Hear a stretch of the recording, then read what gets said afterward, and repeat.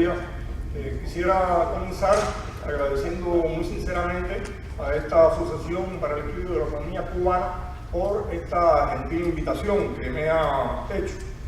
Y estoy seguro que esto lo comparten también los compatriotas que han viajado desde Cuba.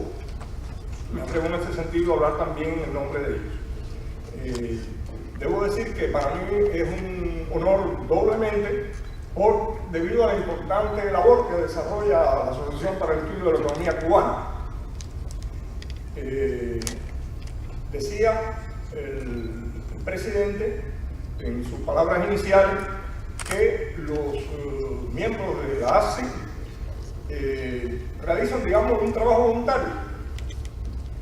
Y yo digo que esto ciertamente refleja la preocupación por Cuba que tienen muchos cubanos exiliados y también amigos de otros países que se interesan por estos temas y que le dedican esta atención a pesar de vivir en países desarrollados como este gran país o de otros países del mundo desarrollados, y siguen atendiendo y estudiando las realidades de la pobre islita en que muchos de ellos nacieron o de la cual tienen su origen.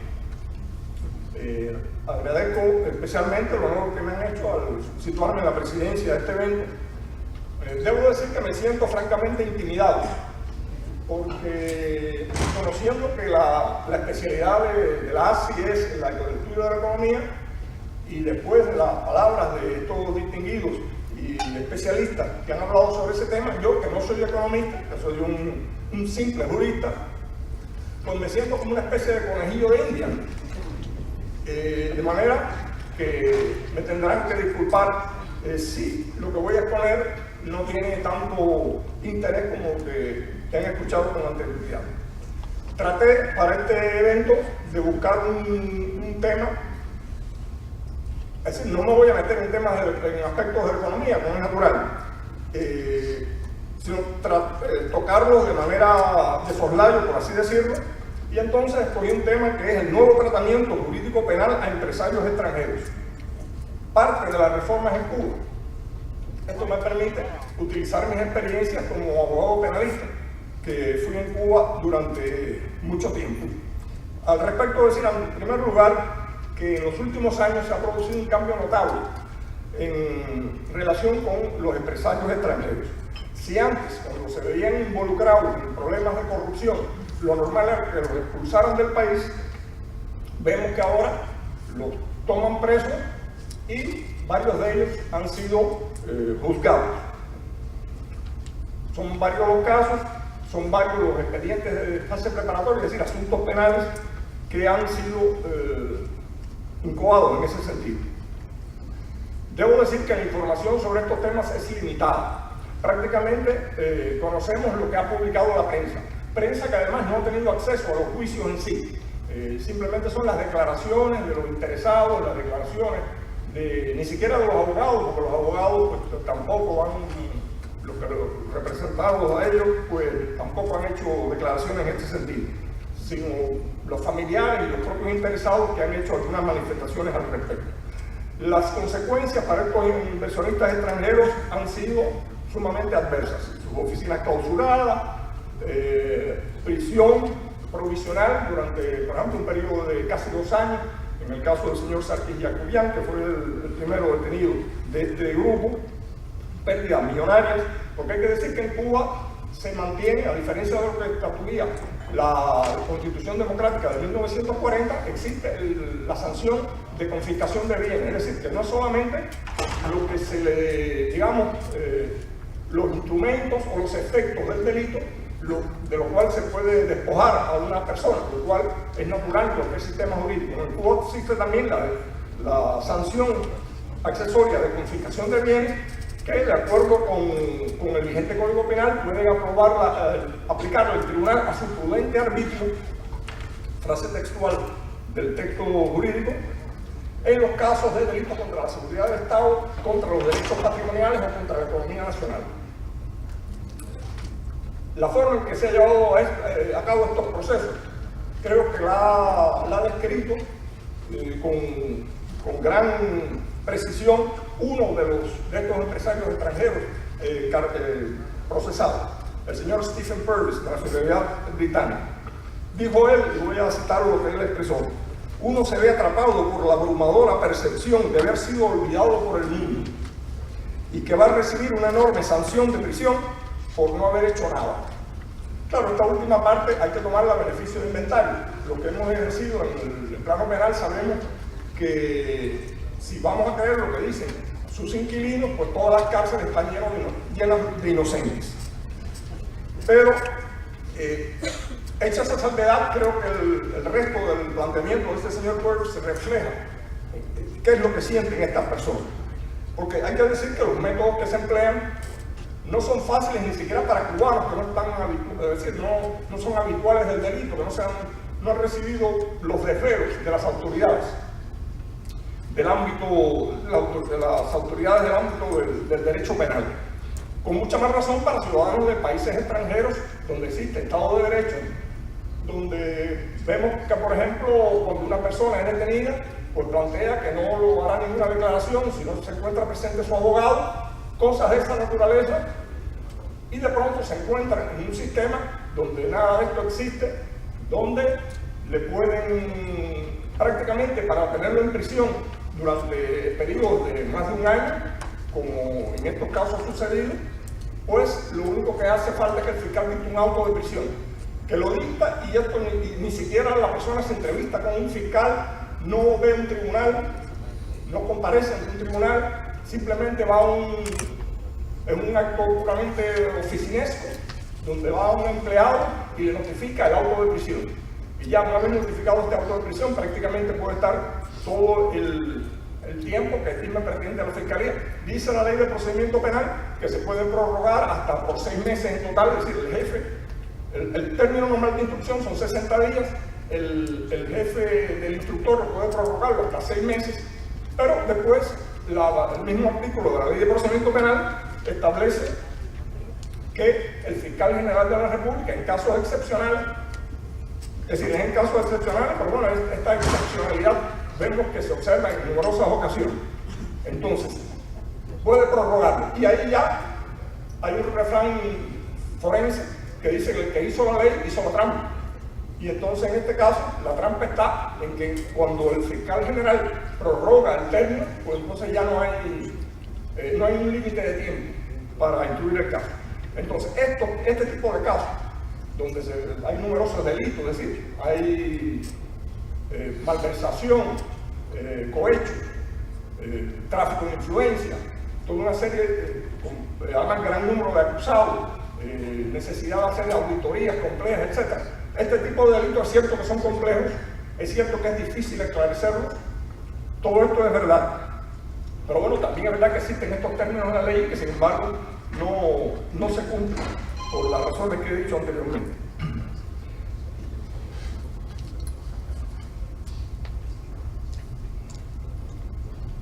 Uno de los encartados, el señor Sarkis Jacobian, colaboró con las autoridades. Pese a esa colaboración recibió una sanción de 9 años. Sus manifestaciones fueron tomadas en un documental llamado Metástasis, lo cual, por cierto, me parece que es un reconocimiento tácito del gobierno al carácter, a la difusión que tienen este tipo de actos de corrupción. Y este documental no ha sido exhibido para la generalidad de la ciudadanía, sino solamente para altos líderes gubernamentales. Considero que esta situación que confrontan estas personas, estos inversionistas extranjeros, es un escarmiento. Esto no es nuevo, es decir, el llamado socialismo real, es decir, estos países que enarbolan la doctrina marxista-leninista, el uso del derecho penal para reprimir situaciones sociales es bastante generalizado.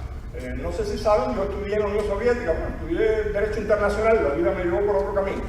Como parte de mis estudios tenía que estudiar también las distintas ramas del derecho penal soviético de aquella época. Y por ejemplo, les puedo señalar que uno de los delitos que existía, o no sé si existe todavía en el Código de la República de Rusia, es utilización de pan para alimentar animales. Eso era una figura delictiva. Claro, esto obedecía a razones, digamos, coyunturales, ¿no? Donde, bueno, el sistema, porque sabemos que no funciona, entonces no eran capaces, digamos, de proporcionar, qué sé yo, alpiste para las aves, o pienso para los cerdos, etc. Entonces, bueno, muchas personas pues, cogían pan que estaba subsidiado y demás para alimentar animales. Esto era un delito.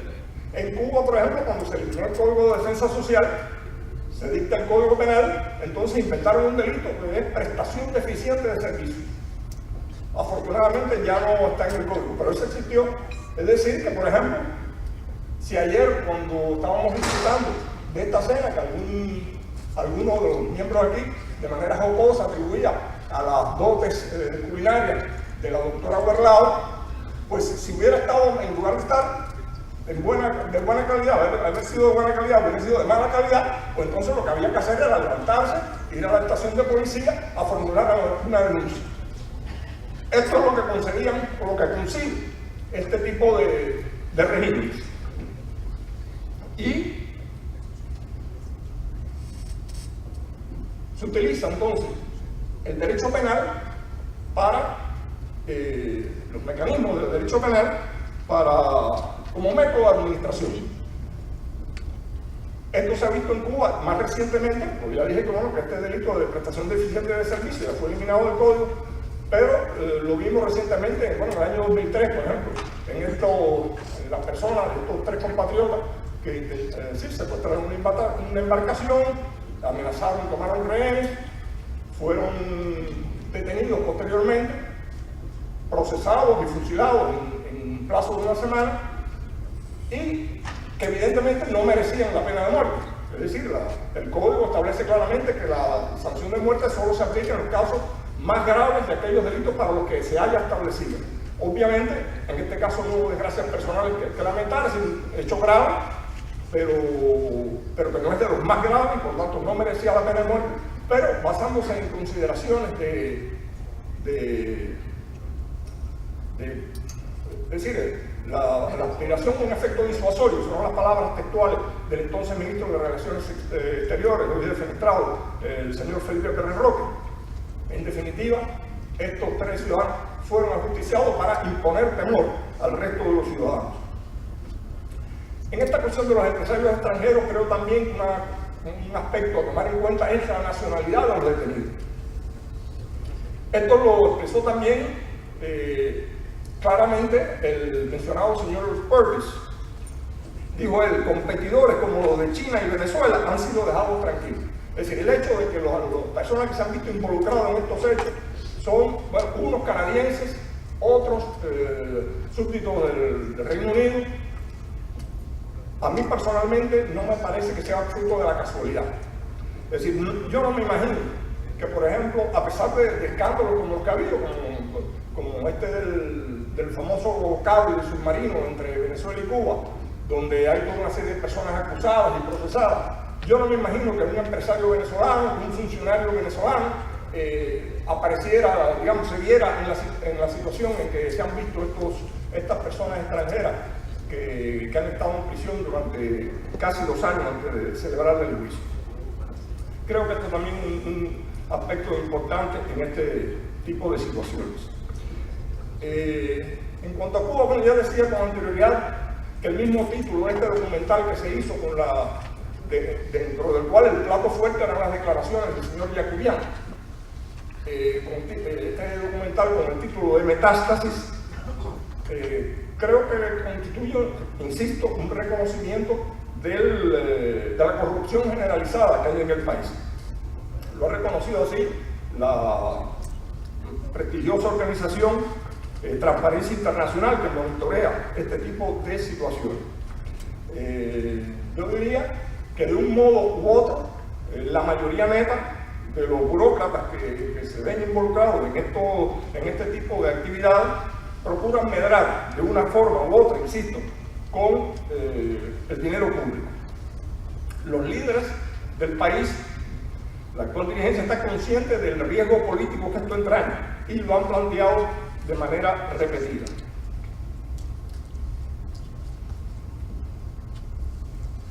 La situación se complica debido a la economía de carácter dirigista y al reducido pago oficial que reciben estos burócratas, a mente de la inoperancia de los controles existentes. Pues ya sabemos que ustedes lo saben mejor que yo, desde luego, que se han surgido en este tipo de sistemas conceptos que son un verdadero absurdo, como ese, por ejemplo, de contabilidad no confiable.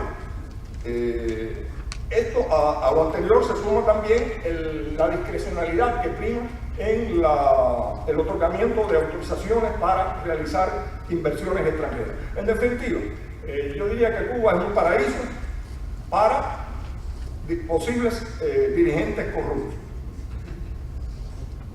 Para los empresarios extranjeros, se suma además la circunstancia de que Cuba es un país de riesgo político alto, según plantea la consultora AON. Yo digo que mientras Raúl Castro no profundice los cambios y el intento de reparar lo irreparable, que es lo que en el lenguaje oficial se denomina la actualización del modelo socialista. Mientras esto no sea así, la corrupción será consustancial a la economía cubana. Esto no quiere decir, desde luego, que el día de mañana, cuando se abra una verdadera, es decir, la posibilidad de inversión, etcétera, vayan a desaparecer como por arte de magia estos fenómenos de corrupción. Lo que sucede es que al existir una empresa privada más desarrollada, donde los ingresos de las personas que dirigen la economía sean más, digamos, ajustados a la lógica y ajustados a la práctica internacional, pues surgirán simultáneamente condiciones para que este tipo de situación vaya mermando. La pregunta que hago en el título de mi exposición es: ¿esta política represiva es parte del proceso de limitada de reformas?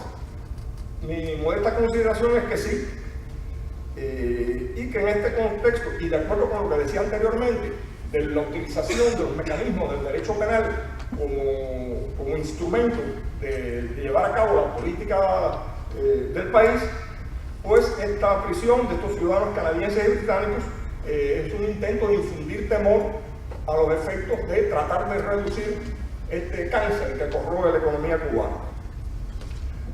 ¿Qué es posible que se haga? Bueno, esto es una especulación de mi parte, pero yo creo que por una parte, es decir, por un lado se debe valorar la posibilidad de que las empresas extranjeras pues soslayen, menosprecien el destino cubano para favorecer otros que sean menos hostiles a sus inversiones, en las cuales no se corran estos riesgos.